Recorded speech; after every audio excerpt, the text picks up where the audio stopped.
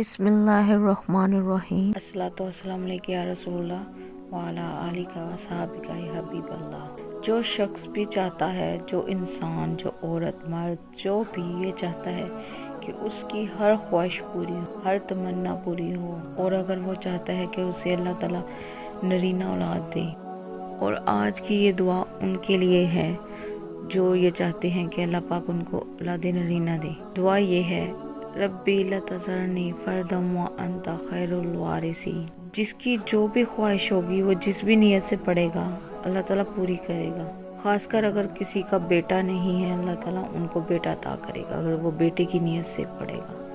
इसका तर्जुमा है, ऐ मेरे रब, मुझे तन्हा ना छोड़े, और आप सबसे बेहतरीन वारिस हैं।